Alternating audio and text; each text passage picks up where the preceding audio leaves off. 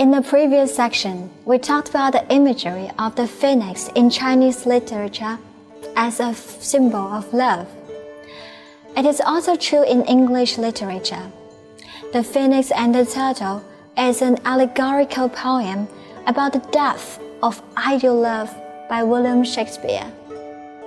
Here, turtle is not the turtle as the shelled reptile, but the turtle dove, a bird. The Phoenix and the Turtle is widely considered to be one of William Shakespeare's most obscure works and has led to many conflicting interpretations. It had also been called the first great published metaphysical poem. So what is the poem about? The poem describes a funeral arranged for the deceased phoenix and turtle dove, respectively emblems of perfections and of devoted love. In the poem's first part, birds assemble to sing the second part, or anthem. The anthem celebrates the phoenix and the turtle's love and introduces the figure of reason. Reason composes the final three notes, which many find the most beautiful section. Three notes: beauty, truth, and rarity. Grace in all simplicity, here enclosed in cinders lie. Death is now the phoenix's nest, and the turtle's loyal breast to eternity doth rest. Leaving no posterity, 'twas not their infirmity. It was married chastity. Truth may seem but cannot be. Beauty brag, but it is not she. Truth and beauty buried be. To this urn let those repair that are either true or fair. For these dead birds sigh a prayer. It seems that reason is not optimistic about this love, but the love of the birds created a perfect unity which transcended all logic and material fact. The poem has been interpreted in many ways. Some see the poem as a celebration of their physical union, in addition to an allegory of an ideal marriage.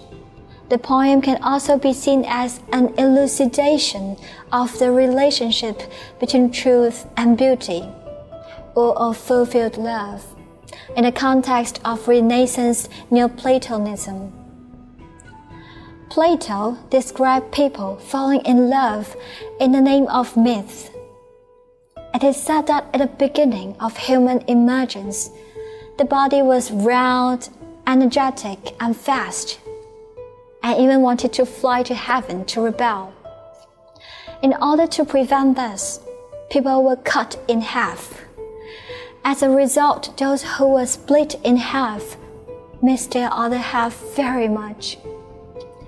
They ran and hugged together and didn't want to separate.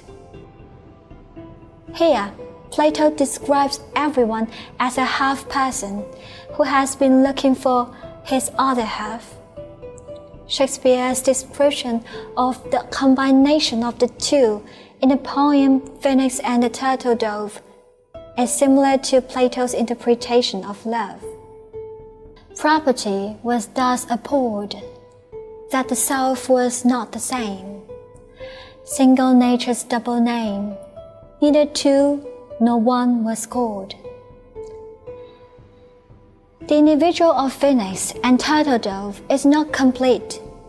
Only after the burning and training of fire can they form a perfect love. Seeing that the Phoenix and the Turtle Dove are in such a harmony, reason can only sigh. That it cried, how true a twain seems this concordant one. Love has reason, reason none. If what parts can so remain? Even reason seduce love, Thus, Shakespeare raises the spiritual love to the highest level. So we can see that both in Chinese and English literature, phoenix or 凤凰 can be seen as symbolizations of perfect love. Only that the male and female phoenixes in Chinese literature has been so naturally shunted. 凤凰齐飞, two phoenixes flying side by side, has been an essential literary imagery in Chinese classics. While in English literature, the coupling imagery is not that common. So in this unit, we have carefully read some Chinese and English classics with the imageries of 凤凰 or phoenix.